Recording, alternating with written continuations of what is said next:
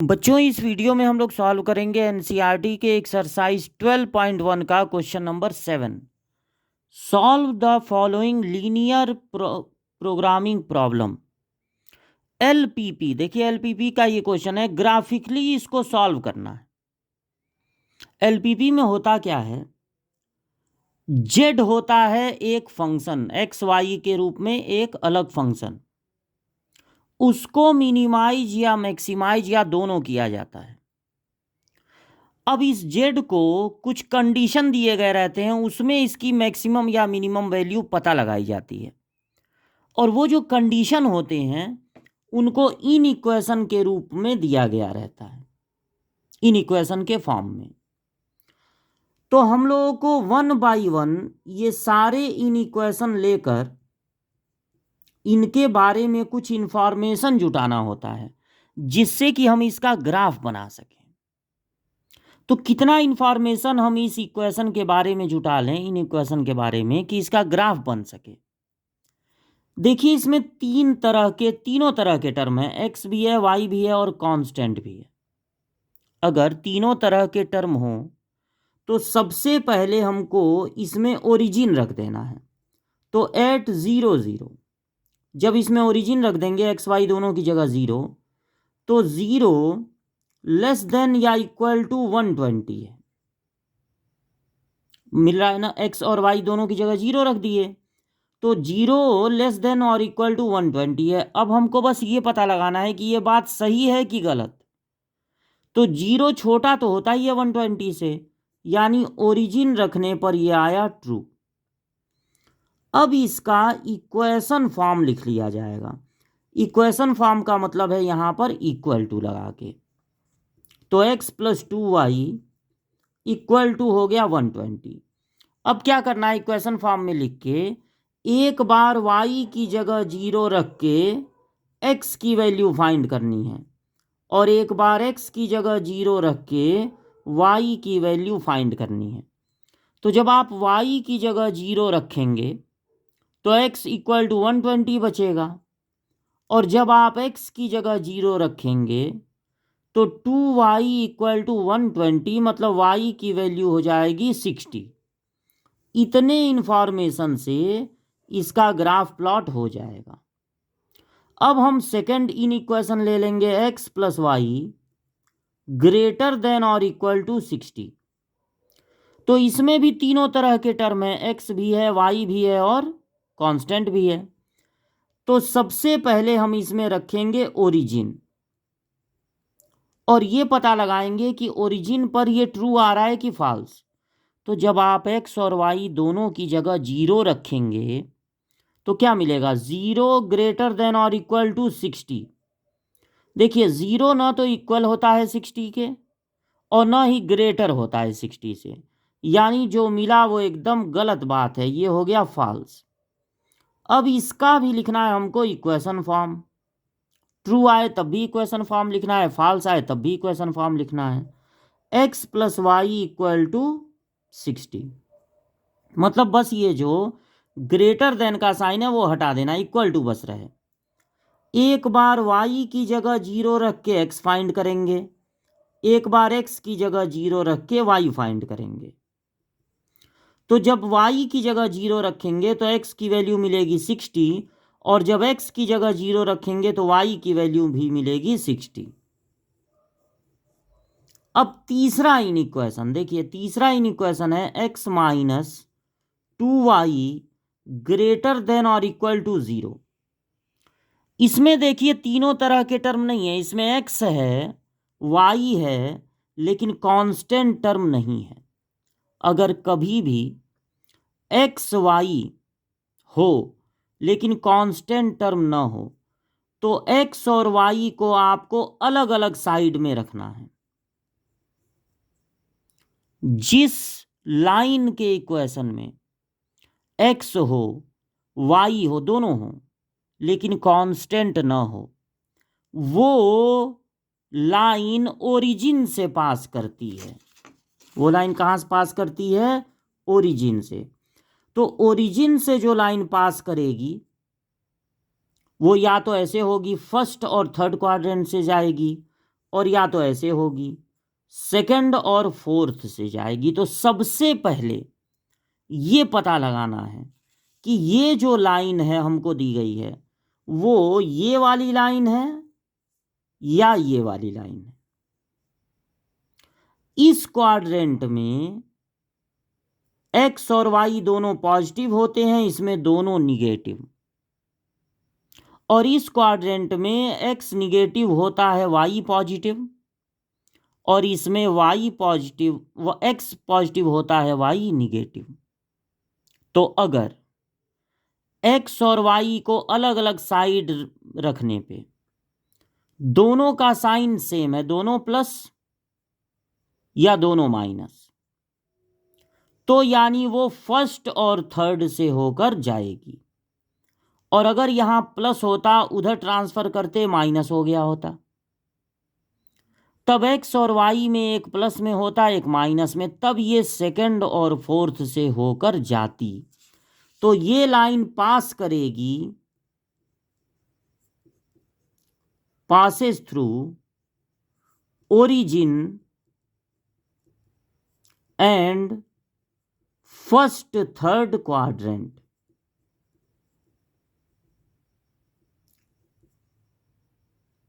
ठीक है, इतनी बात समझ में आ गई। अब देखिए, ये तो पता चल गया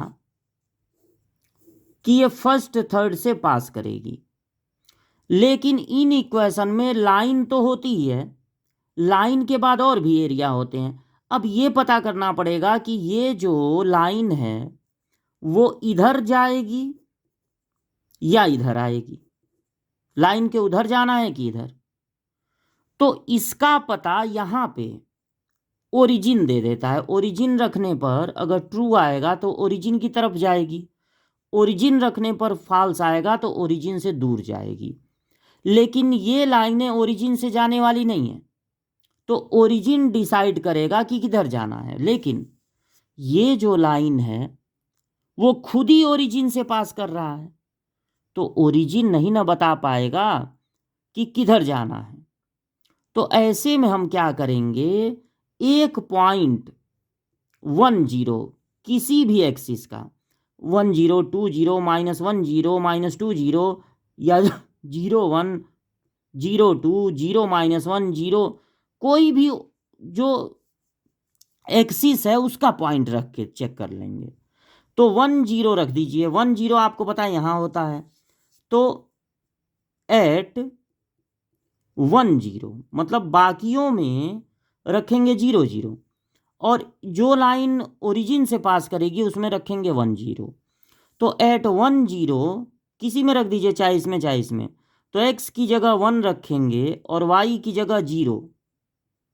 तो 1 ग्रेटर है 0 से, ये बात ट्रू है, यानी कि ये लाइन 10 पे ट्रू आ रहा है, मतलब ये वाला नहीं होगा, ये लाइन इधर आएगी।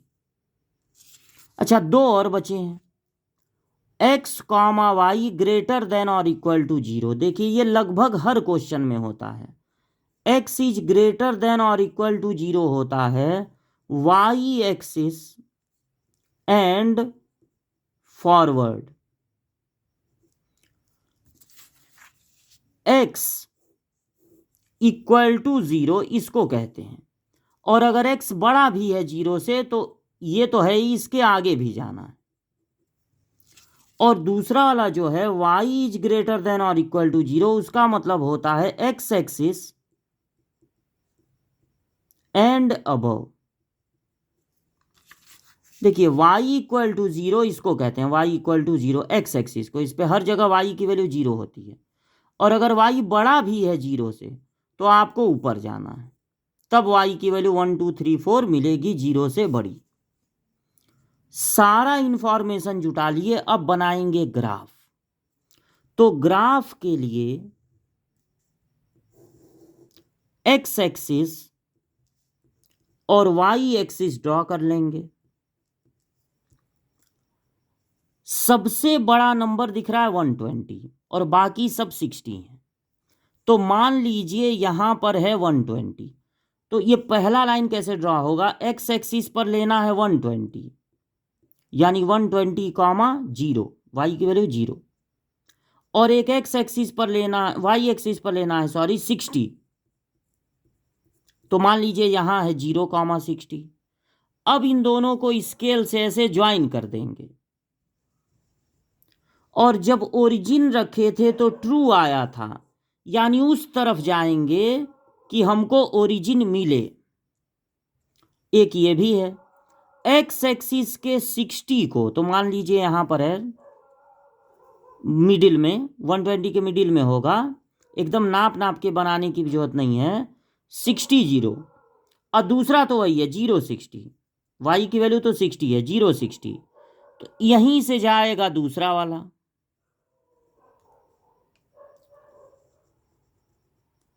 इसमें ओरिजिन रखे थे तो फॉल्स आया था, मतलब उधर जाना है जिधर ओरिजिन न मिले, और ये लाइन पास करेगी ओरिजिन से। और जब इसमें 10 रखे थे, देखिए 10 एक्स एक्सिस पर इधर ही होता है, 10 रखने पे ट्रू आया था, यानी कि 10 की तरफ ये जाएगा, क्योंकि 10 रखने पर आया था ट्रू। दो और हैं, वाई एक्सिस और उसके आगे, फिर एक है एक्स एक्सिस और उसके ऊपर। अब देखिए, ये जितने भी रीजन हैं उनमें अब हमको ढूंढना है कॉमन रीजन। कॉमन रीजन का मतलब वो कौन सा रीजन है, कौन सा एरिया है जो सबसे सेटिस्फाई हो रहा है, मतलब वो इसके आगे भी है, इसके नीचे भी है, इसके आगे भी है, इसके ऊपर भी है। तो अब देखिए इसके लिए आपको क्या करना है। कभी कभी ये एकदम देखने पर ही पता चल जाता है कि कौन सा रीजन कॉमन है सब में, लेकिन कभी कभी बड़ा कॉम्प्लिकेटेड फिगर बन जाता है। तो उसके लिए आपको क्या करना है, इधर की सारी चीजें क्रॉस हैं क्योंकि इसके आगे जाना है, और ये नीचे वाली भी सारी चीजें क्रॉस हैं, ये नहीं हो सकती हैं कॉमन एरिया, क्योंकि इसके ऊपर जाना है तो नीचे वाला कोई नहीं हो सकता, इसके आगे जाना है तो पीछे वाला। अब बचे ये सब, तो इन सब में आपको क्या करना है, वहां जब आप एग्जाम दे रहे होंगे तो एक क्वेश्चन पेपर तो आपके पास होगा ही, जिधर जाना है उधर छुपा लीजिए। जैसे ये जो लाइन है इसके इधर एरो लगा है तो इधर छुपा लीजिए ऐसे, और जितना रीजन आपको दिख रहा है वो सब क्रॉस लगा दीजिए, वो नहीं हो सकता है, फिर कॉमन एरिया उसमें से नहीं हो सकता, बाकी ये सब क्रॉस हैं ही। फिर आपको इस लाइन के इधर आना है, किसी भी लाइन पर पहले रख सकते हैं, किसी भी लाइन पे बाद में, इस लाइन के इधर आना है, तो जिधर जाना है, जिधर एरो लगा उधर छुपा लीजिए, और जितने अब एरिया दिख रहे हैं उनको क्रॉस लगा दीजिए, वो नहीं हो सकते। और फिर ये बच गया, इसके इधर जाना है, देखिए एरो इधर लगा है तो इस लाइन के इधर लगा है, तो इस लाइन पे आप क्वेश्चन पेपर रख दीजिएगा, और जो एरिया आपको दिखेगा ना कटा हो उसको भी अब काट दीजिएगा। तो आपको अगर 3 इन इक्वेशन मेन वाले, ये दोनों तो पहले ही क्रॉस हो गए, तो 3 बार रखना है, एक बार ऐसे, और ये इधर आ रहा है तो ऐसे, और ये इधर जा रहा है तो ऐसे, ये सब क्रॉस हो गया। तो जब ये सब क्रॉस हो गए तो कौन सा एरिया बचा जो क्रॉस नहीं हुआ, तो वो एरिया यही हो जाएगा कॉमन एरिया जो सबसे सेटिस्फाई हो। इसको कहते हैं फिजिबल रीजन। कॉमन एरिया को कहते हैं फिजिबल रीजन। इसके बाद आपको क्या करना है, जो एरिया कॉमन मिला है उसका नाम रख देना है, कॉर्नर पॉइंट का, ए बी सी डी, ये सब है ना corner point, A B C D. अब इन सब का हमको चाहिए कोऑर्डिनेट, तो अब हम हेडिंग डाल लेंगे कॉर्नर पॉइंट।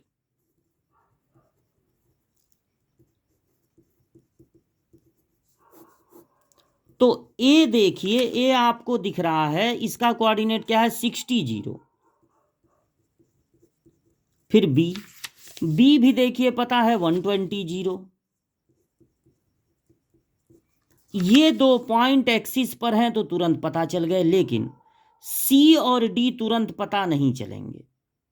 अगर आपको सी फाइंड करना है तो सी किस किस लाइन का इंटरसेक्टिंग पॉइंट है।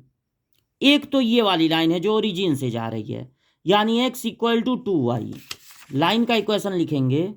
अब हेडिंग डाल देंगे फॉर सी, तो इक्वल टू लगा के लिखेंगे, ये लेस देन या ग्रेटर टू का साइन नहीं, x इक्वल टू 2y। और किसका इंटरसेक्टिंग पॉइंट है, एक तो ये और एक ये वाला कौन सा है, 60 120 वाला, 60 120 वाला, यानी पहला वाला x plus 2y equal to 120। अब इन दोनों इक्वेशन को आपस में सॉल्व करके x और y की वैल्यू निकालेंगे। तो यहां x की जगह आप रख सकते हैं 2y, यानी 4y इक्वल टू 120, तो y की वैल्यू हो गई 30। अब y की वैल्यू 30 रखेंगे तो x की वैल्यू आएगी 60। तो ये पॉइंट हो जाएगा C वाला 60, 30। पहले x की वैल्यू रखनी है, फिर y की। अब बचा है D, तो देख लीजिए D किसका किसका इंटरसेक्टिंग पॉइंट है। एक तो यही है जो ओरिजिन से जा रहा है, यानी x इक्वल टू 2y, और दूसरा D के लिए ये वाली लाइन है, ये देखिए, ये जो 60 60 से जा रहा है, यानी ये दूसरा वाला 60 60 वाला। तो x plus y equal to 60। अब यहां भी x की जगह 2y रख सकते हैं, तो 3y इक्वल टू आएगा 60, तो y इक्वल टू हो जाएगा 20, और y की जगह 20 रखेंगे तो x की वैल्यू मिलेगी 40, यानी D हो जाएगा x कॉमा वाई। जब सारे कॉर्नर पॉइंट निकल गए, सारे कॉर्नर पॉइंट, तब बनाना है एक टेबल। इसमें यहां लिखना है कॉर्नर पॉइंट, और यहां जो z दिया हुआ था क्वेश्चन में सबसे पहले वो लिखना है। तो z आपका क्या था क्वेश्चन में, 5x प्लस 10y। अब जो A पॉइंट है 60 0, B है 120 0, C है 60 30, और D है 40 20। 1 बाई 1 ये सारे पॉइंट Z में रखने हैं। तो x की जगह 60 रखेंगे और y की जगह 0, तो 6 5 जा 30 मिलेगा 300। 120 12 5 जा 60 तो मिलेगा 600। यहाँ 60 रखेंगे मतलब 300, और यहाँ 30 रखेंगे मतलब 300, यानी ये भी हो जाएगा 600। फिर यहाँ 40 रखेंगे तो 4 5 जा 20 200, और यहाँ रखेंगे 20, y की जगह 20 तो 200, यानी कि 400। अब इन सब में जो मिनिमम वैल्यू आ रही है वो है 300, और जो मैक्सिमम वैल्यू आ रही है वो ये दोनों है, ये मैक्सिमम वैल्यू। यानी अब आपको बता देना है कि z की मिनिमम वैल्यू होगी 300,